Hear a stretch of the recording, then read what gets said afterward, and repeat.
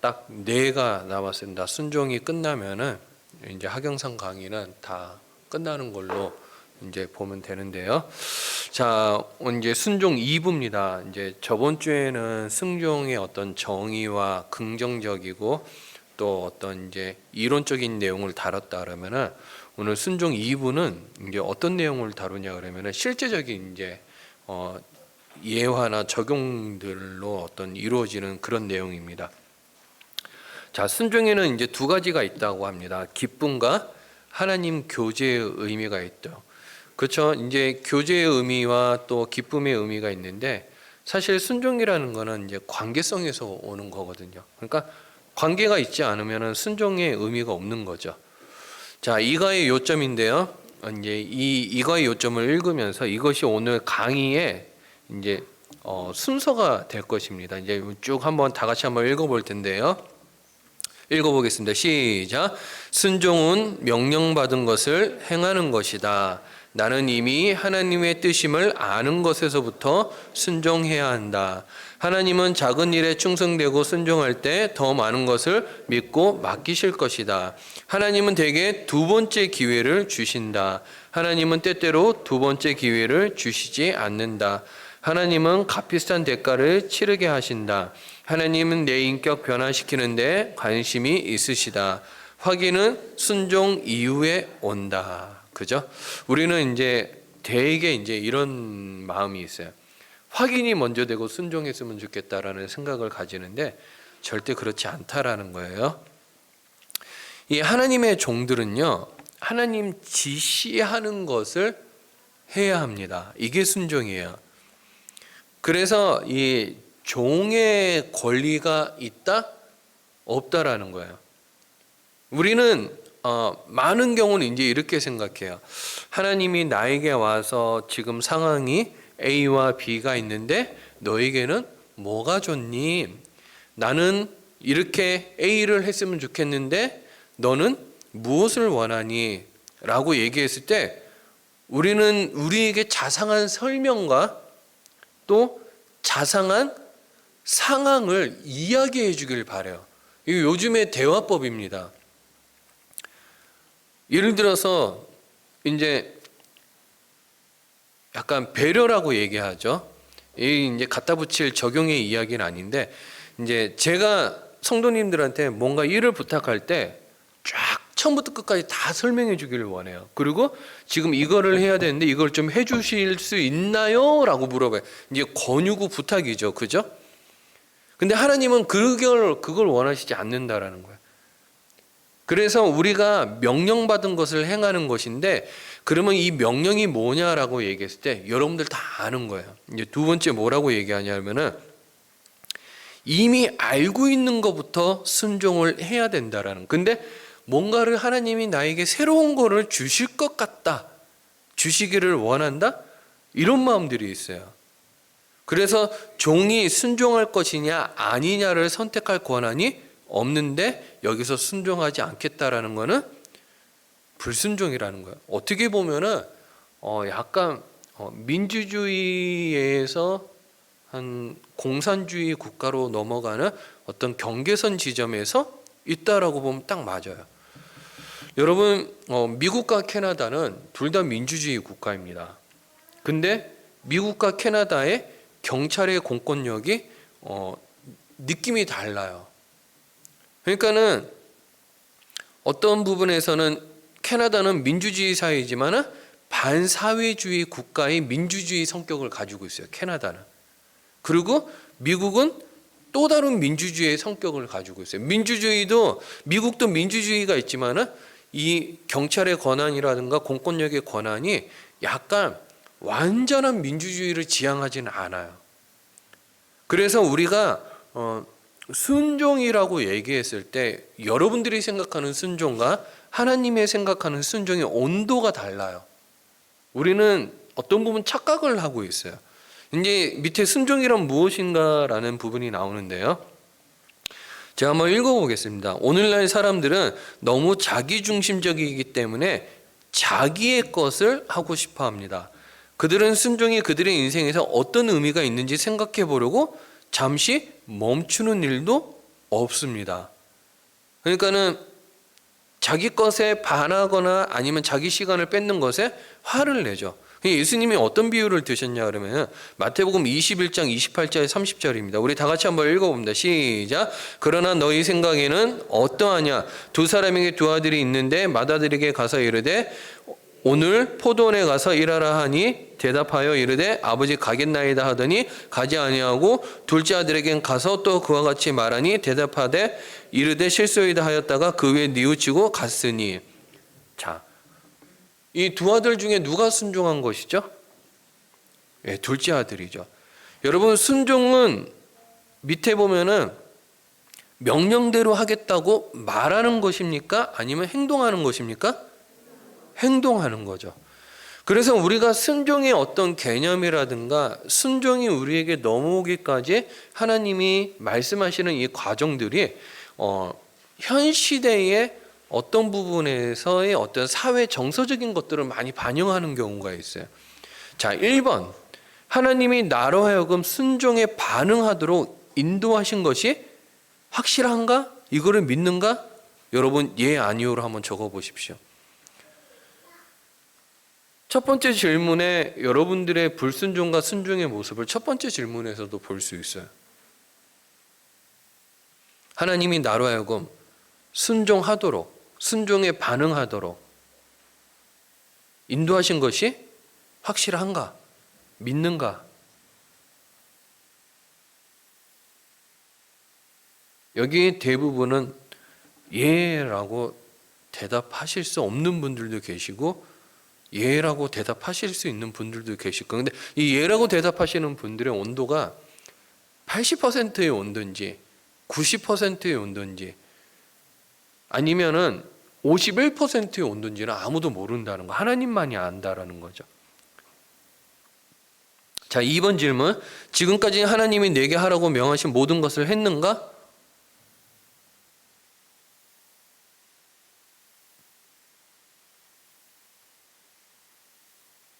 자, 질문이 좀 더 깊어지죠. 그죠? 자, 여기에 여러분 꼭 답을 쓰셔야 됩니다. 안 쓰시면은 그 다음 질문부터는 여러분들이 뭐 어떤 답을 갖다 내놔도 의미가 없어요. 자, A.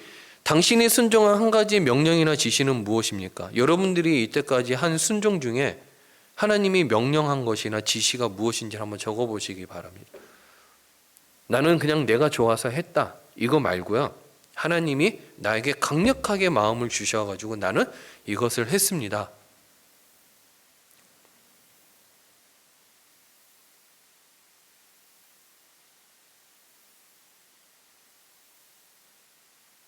여러분, 어떤 분은 그런 분들이 있어요. 아, 목사님 할게, 내가 할 수 있는 게 이것밖에 없어요 라고 얘기하시는 분들도 계시는데 그건 저는 잘 모르겠어요.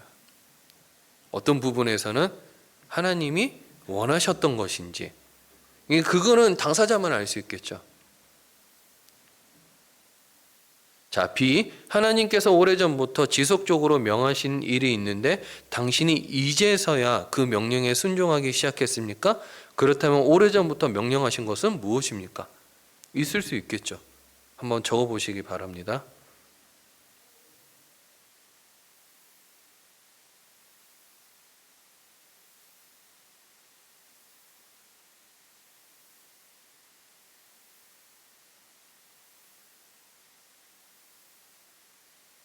자, C. 당신의 생각이었지 하나님의 지시어는 아니었을지 모르는 한 가지 반응은 무엇입니까? 그러니까는 소위 말해서 하나님이 원하지 않았지만은 내가 좋아서 한 그런 걸 수도 있는 거죠. 그죠?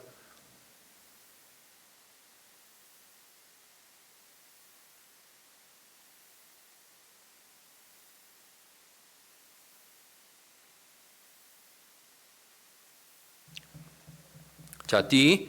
당신이 순종하지 않은 한 가지 명령은 무엇입니까? 이제 마지막으로 이제 묻는 거죠. 하나님이 내 마음속에 양심의 마음으로 주신 순종의 명령이 있는데 안 한 거예요, 내가 그거를.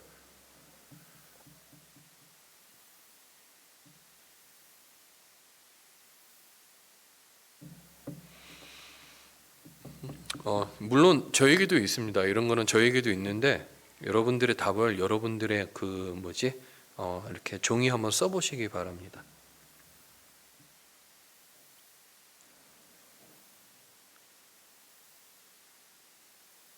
이 아래에는 당신의 순종의 척도로 점수로 매겨보는 표가 있습니다. 10점 만점에 10점은 완전한 순종이고, 자 0은 완전한 불순종입니다. 여기에 여러분들이 어떤 순종의 이제 퍼센티지를 한번 체크해 보시기 바랍니다.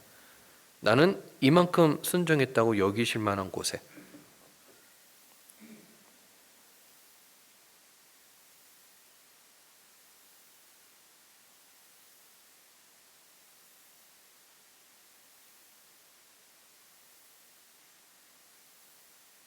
자, F. 자, 이제 옆에 있는 분들과 한번 이렇게 얘기하시면 됩니다. 자기가 체크한 점수표에다가 그 점수표를 가지고 하나님이 왜 나에게 이런 점수를 주실 것이라고 왜 믿음으로 그렇게 체크했는지를, 자, 옆에 있는 분들과 한번 이제 다 1분 드리겠습니다. 한번 30초 30초씩 나눠보시기 바랍니다. 까야죠. 그래야지 나중에 순종하죠. 예.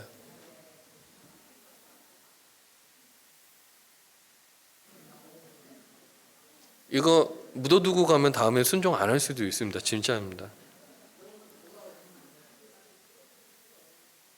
여러분들이 0에서 10까지 적은 거는요, 믿음으로 적은 거예요. 여러분들의 그 현 주소입니다. 주소. 혹시 여기다 10점 만점이라고 적으신 분 계세요? 안 계시네요. 다행입니다. 그건 거짓말이죠. 진짜 거짓말이죠. 자, G. 만일 당신이 불순종 쪽으로 기울어져 있다면 그것의 근본적인 원인은 무엇이라고 생각합니까? 내가 지금 순종하지 않아도 된다라는 이 불순종의 마음에 어떤 이유에서인지 그걸 한번 적어보세요. 나는 아직 시간이 있다. 나중에 해도 된다. 아니면 나는 지금 너무 바쁘다.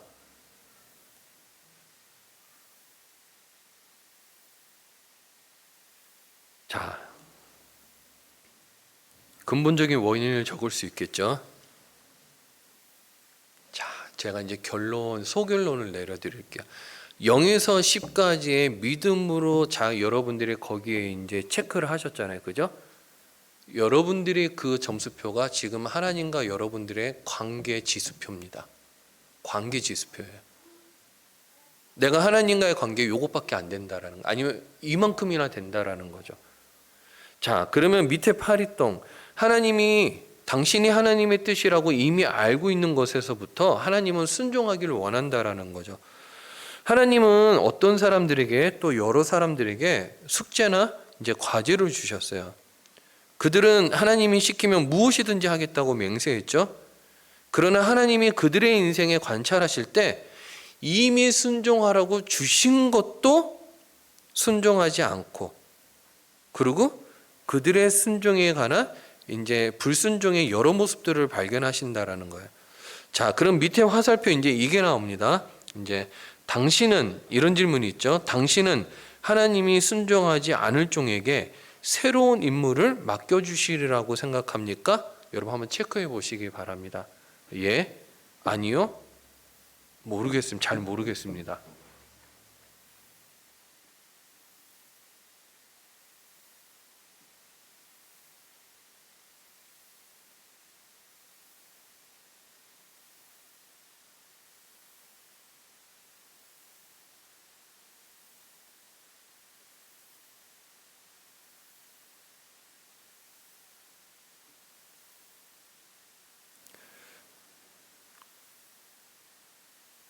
자, 하나님은 우리들에게 이미 명령에 순종하라고 주신 여러 가지 말씀들이 있죠. 하나님을 사랑하고 이웃을 사랑하라. 잘 안 될 때도 있죠. 그죠? 그리고 또 모든 족속을 제자 삼으라. 이것도 잘 안 되죠. 그리고 지상 명령을 가리켜 너는 가서 모든 사람들을 제자 삼으라. 전도 안 되죠. 그죠? 여러분들. 그 다음에 가족끼리 화목하라. 어떤 부분은 잘 안 되죠. 그죠? 근데 여러분들이 이것들을 지키고 있는지 한번 이제 확인해 볼 필요가 있어요. 쭉 리스트를 한 몇 가지를 적어보고 그 밑에 이제 하나님의 계명들이라는 이제 글에 보면은 당신이 선택해서 지키고 싶은 것은 지키고 그렇지 않은 것은 잊어버려도 되는 것이 아니라는 거예요. 사람들은 대부분 시키는 것에만 이렇게 순종해야 된다라고 얘기하지만은 의무로 해야 되는 것을 하지 않는 것도 불순종이라고 하나님 말씀하셨어요. 그러니까는 당연한 건데 하지 않는 게 불순종이라는 거예요. 예를 들어서 효도 당연히 해야 되는 거죠. 근데 하나님이 시켰다라는 생각을 하지 않는 거죠. 이런 부분도 우리가 이제 하나님의 계명을 지켰다라고 얘기하는 부분에 여러분들의 어떤 이제 경계선 바운더리가 되게 좁아요. 그래서 나는 이것을 했다라고 착각한다라는 거죠. 여러분, 게으른 사람이 자기 페이스 조절을 하면서 조그만 이렇게 분량의 어떤 이제 그 해야 될 일들을 하고 나서 나는 순종했다라는 거야. 나는 순종을 다 했다라는 거죠. 그럼 어떤 사람은 해야 될 분량이 엄청 많은 거야. 근데 그거를 다 하지 못하고 반밖에 못했어요. 그러면 그 사람은 뭐라고 얘기하냐 그러면은 나는 불순종했다라고 얘기하는 거예요. 여러분들은 뭐가 맞다고 생각하세요? 해야 될 일이 엄청 많은데 거기 50%밖에 못했어요. 그럼 이 사람은 나는 불순종했다고 그러고 해야 될 게 많다라는 것을 알지 못한 채 나는 요 조그만 부분만 하면 된다라고 얘기하면서 게으른 사람 페이스 조절한다고 나는 요거 다 지키고 순종했다 그러는 거죠. 뭐가 맞을까요? 여러분, 우리가 생각하는 순종의 어떤 기준이라든가 범위라든가 경계선들을 우리가 정확하게 알지 못하면은 우리는 하나님의 말씀에 대해서 취사 선택할 수밖에 없는 환경이 된다라는 거예요. 자, 밑에 두 번째 기회들인데요. 저번 주 이제 일부에서는 이제 이런 얘기들을 안 했어요. 자, 두 번째 기회들 제가 밑에 한번 읽어보겠습니다. 사람들은 자주 저에게 이런 질문을 합니다. 어떤 사람이 하나님께 불순종했을 때 하나님은 그 사람에게 두 번째 기회를 주시지 않을까요? 자, 여러분 이제 성경 한번 펴보시기 바랍니다. 요나서 1장 1절부터 17절이에요. 사실 이제 요나를 여기서 이제 이제 하경삼에서 얘기하지만은 저는 이거 하면서 사도 바울 생각했어요. 사도 바울이 종종 무슨 말을 했냐 그러면 자기가 쓰임 받고도 버림받을까 봐 두려워했거든요. 이유가 뭔지 아세요? 아까 그거 해야 될 게 엄청 많은 사람인 거야. 근데 자기가 50%밖에 못했다라는 마음을 있는 거죠, 사도 바울이. 그러니까 자기가 쓰임 받았지만은 버림받을까 봐 두려워했던 사람이 사도 바울이라는 거예요. 요나서는 좀 다른 케이스예요. 요나서. 자, 요나서 1장 1절부터 17절. 자, 2절 한번 여러분들만 한번 읽어보시기 바랍니다. 시작.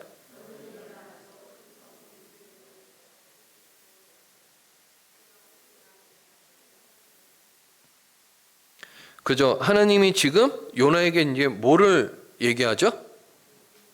니느웨로 가라라고 얘기해요. 가라라고. 직접 합법으로 얘기하는 거, 동참하라는 거, 하나님의 사역에 동참하라. 자, 2번. 이에 요나는 어떻게 응했습니까? 3절 읽어보겠습니다. 시작.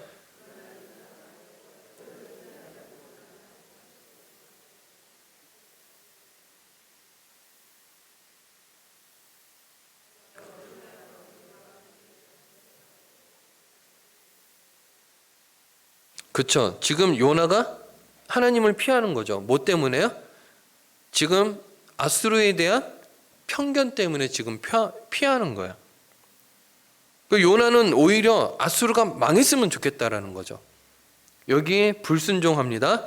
자, 3번 하나님은 요나에게 어떤 반응을 보이셨습니까? 한번 여러분들이 4절부터 17절까지 읽어보시고 한번 이 물음에 답을 해보시기 바랍니다.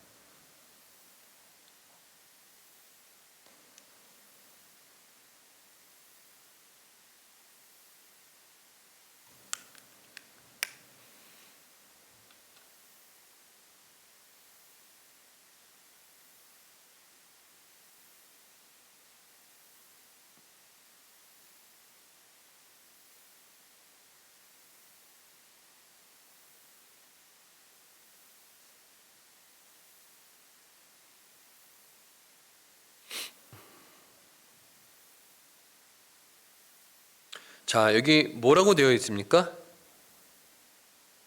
요나가 불순종했을 때 바다로 던져졌고요. 그 다음에 3일 동안 이제 물고기 뱃속에서 지내는 이제 어려움을 겪었죠. 이 요나가 이때 기도합니다. 하나님 잘못했다고. 하나님 이제 두 번째 기회를 주시죠. 저는 요나서를 읽으면 언제나 은혜가 돼요. 언제나. 하나님 저에게도 두 번째 기회를 주시옵소서라는 기도를 하게 되거든요. 이제 4번 이제 2장입니다. 자, 하나님이 두 번째 기회를 주셨을 때 요나는 어떻게 응했습니까? 자, 2장 33절. 아닙니다. 잠시만요.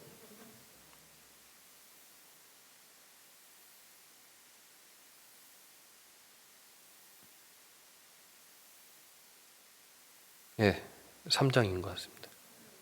예.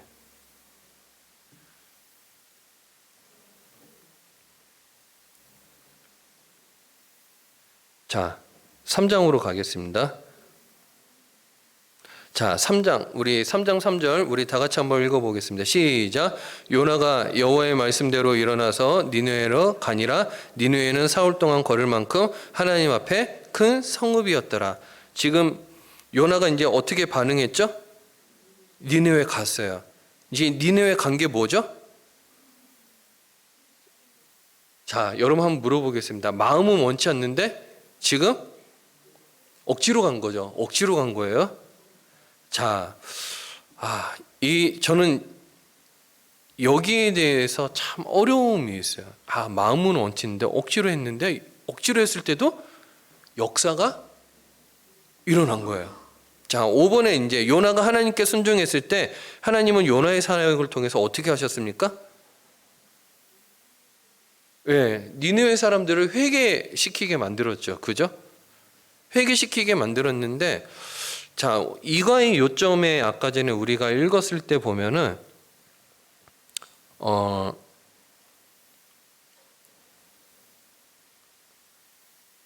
두 번째 기회를 주는 사람과 두 번째 기회를 주지 않는 사람에 대한 저는 기준점이 아마 저는 회개라는 생각이 들어요. 회개. 하나님이 회개하는 사람에게는 두 번째 기회를 준다라는 거예요. 두 번째 기회를. 하나님은 여러분들을 이 땅에 이렇게 보내셨을 때 여러분들을 포기하기 위해서 여러분들을 보낸 게 아니에요. 하나님이 사람을 선택했을 때 너는 실수 한 번만 해 라는 제한을 두고 여러분들이 이 땅에 보낸 게 아니라는 거예요. 만약에 하나님이 실수를 한 번만 허락하셨다 그러면요, 모세는 쓰임받지 못했을 거예요. 아브라함도 쓰임받지 못했을 거예요. 다윗도 쓰임받지 못했을 거예요. 베드로도요, 사도 바울도 쓰임받지 못했을 거라는 거야. 우리가 생각하는 이 불순종의 대가를 생각하면 불순종의 대가는 엄청나게 커요. 하지만 순종의 회개를 할지라도 하나님이 두 번째 기회를 주시는 이 기회들은요, 우리에게 엄청난 축복을 준다는 거예요. 예를 들어서 요나가 불순종했다가 죽을 뻔했잖아요. 사실 죽을 뻔한 거예요. 이거는 모세가 불순종했다가 광야에서 40년 광야 생활이라는 대가를 치러야 됐거든요. 사도 바울도 사역 초기에 어려움을 많이 겪었죠. 하나님은 우리에게 순종을 요구하는데 우리가 하나님 부분에서 하나님께 순종하는 부분에서 다듬어지지 않은 부분까지도 하나님은 우리에게 관심을 가지고 계신다라는 거예요. 관심을 가지고 계신다. 그래서 우리가 억지로라도 순종하는 것은 되게 중요하다라는 거. 억지로라도 순종하는 것은. 이 나답과 아비후의 이야기를 보면은 이제 그 밑에 나옵니다. 나답과 아비후는 하나님이 두 번째 기회를 주시지 않았어요. 근데 그 나답과 아비후가 죽은 이후에 레위기 10장인가요? 또 다른 실수를 해요. 저기 뭐지? 그 아들들이, 그 모세의 형이죠. 모세의 형의 아들들이 또 다른 실수를 하는데 하나님이 그때는 기회를 주신다라는 거예요. 그리고 모세도요. 밑에 보면은 이제 모세가 하나님의 영광을 가로채다라고 얘기하는데, 이 무리바 물 사건에서 이렇게 표현해요. 반역한 너희여 들으라, 우리가 너희를 위하여 이 반석에서 물을 내랴. 이 우리라는 단어를 썼거든요. 하나님의 단어를 쓰지 않고요. 그러면서 하나님의 영광을 가로챘다라는 거예요. 자, 그러면 우리가 한번 생각해 볼 게 있어요. 하나님이 나에게 기회를 줬다, 안 줬다를 불평할 것이 아니라 우리가 지금 하나님 앞에서 어떤 마음을 가지고 있는지가 되게 중요하다라는 거예요. 자, 다음 문장이 맞으면 동그라미, 틀리면 X표를 하십시오. 자, 1번 우리 다 같이 한번 읽어보겠습니다. 시작. 하나님은 절대로 두 번째 기회를 주시지 않는다. 뭐라고 적어야 될까요? X입니다.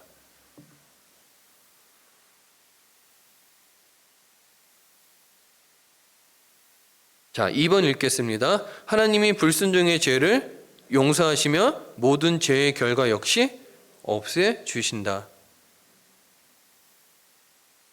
O일까요? X일까요? 자, O였으면 좋겠죠. 예, X입니다.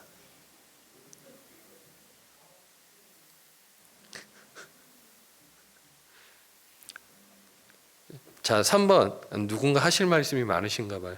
자, 3번 읽겠습니다. 시작. 하나님은 그분을 사랑하는 사람의 불순종의 환경을 가지고도 선한 일을 이루실 수 있습니다. O일까요? X일까요? 네, 맞습니다.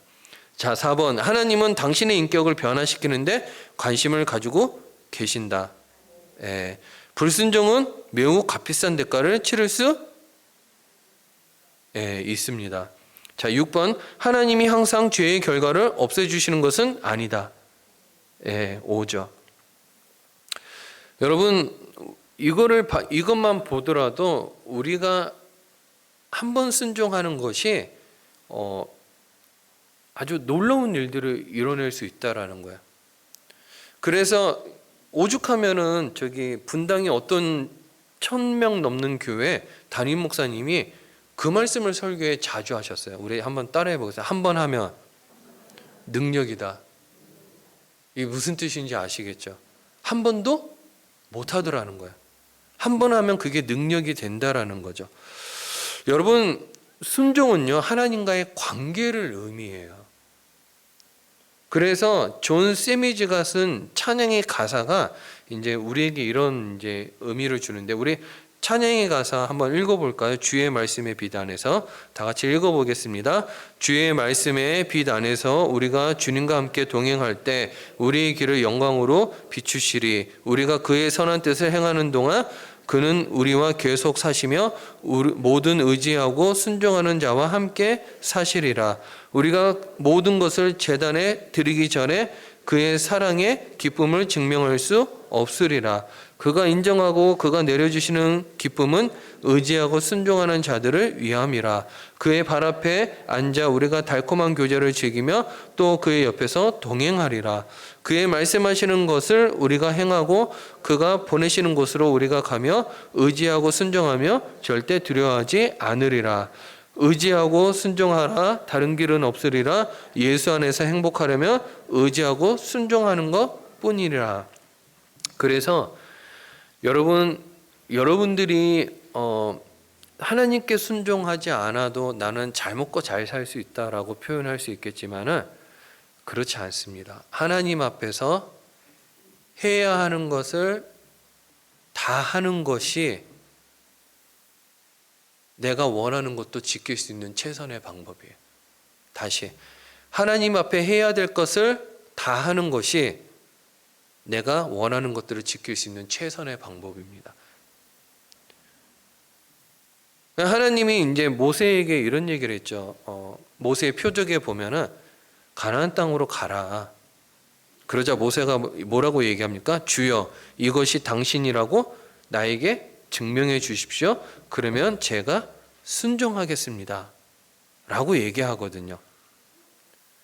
그런데 하나님은 모세에게 뭘 얘기하냐 그러면요, 네가 순종을 다 한 이후에 확인이 될 거다 라고 얘기해요. 확인이 될 거다. 그 대표적인 표현으로 뭘 얘기했냐 그러면 네가 순종하고 나서 이곳에 와서 나를 섬길 것이다 라고 얘기해요. 여러분, 하나님의 의견을 물으면서 순종해야 될지 말아야 될지 제가 기도해 보고요 라고 얘기하는 것은 절대 응답하지 않는다라는 거예요. 여러분들이 순종을 다 한 후에 하나님이 확인을 시켜준다라는 거예요. 자, 여러분들은 하나님을 얼만큼 믿습니까? 순종은 하나님과의 나와의 관계에 내가 하나님을 얼만큼 믿는지에 대한 이제 이 지표, 이 어떠면 이제 퍼센테이지를 구분할 수 있는 아주 지금의 현 주소를 보여줄 수 있는 가장 좋은 방법이에요. 순종은. 그래서 여러분들이 순종의 단계에서 어디까지 와 있는지를 보면은 쉽게 드러나요. 목사님들이 전화해서 뭔가를 부탁하면요, 아주 매몰차게 거절하시는 분들이 있어요. 저는 그분들이 마음이 나쁘다, 악하다 이런 거를 얘기하고 싶지 않아요. 상황이 안 되겠죠. 모세는 상황이 돼서 가나안 땅 갔습니까? 아니거든요. 아브라함은 상황이 돼서 갈대 우르어 버리고 가나안 땅 갔습니까? 아니거든요. 그러면 뭐 사도 바울은 환경이 좋아가지고 그 모든 거 다 버리고 하나님께 순종했습니까? 아니거든요. 우리가 순종을 한다라는 것에 어떤 의미를 부여하느냐에 따라서 여러분들의 것을 하나님이 여러분들에게 복을 주시냐 안 주시냐는 그 다음 문제라는 거예요.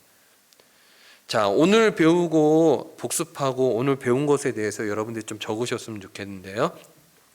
자, 오늘 학습한 내용 중에 하나님 나에게 뜻있게 와닿았던 분이 있습니까?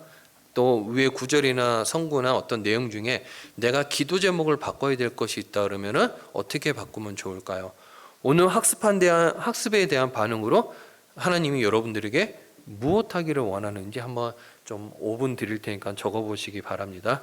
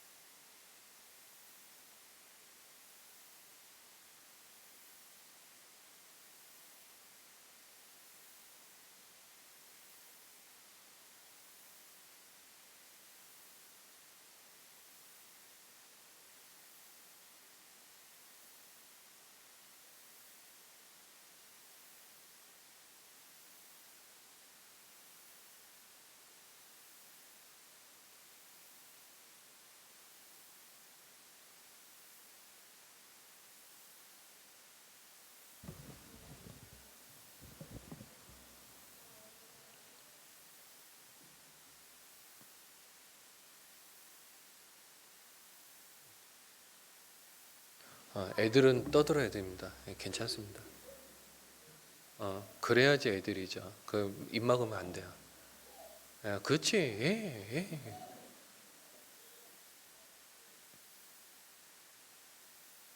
괜찮아요. 이해가 됩니다.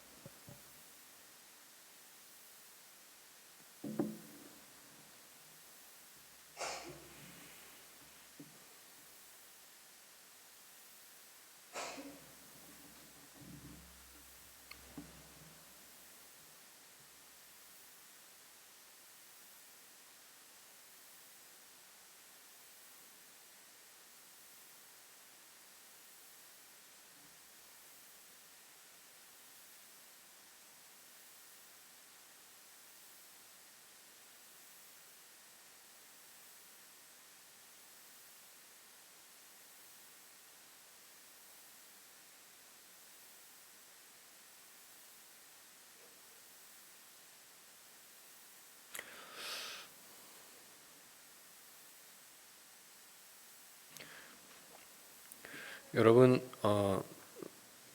양심은 참 어디에 붙어 있는지 모르겠지만 양심은 살아 있습니다. 아직도 살아 있어요. 왜 느끼냐 그러면은 마음이 찔림이 있을 때가 늘 있어요. 목사도 있습니다. 하나님이 마음을 주는 게 있거든요. 그걸 안 하면은 마음이 불편해요. 그러다가 일상생활이 바쁘면은요 마음이 무뎌져요. 단단해져요. 여러분 우리 반주를 들으면서 한번 기도해 볼까 합니다. 마음이 일상생활이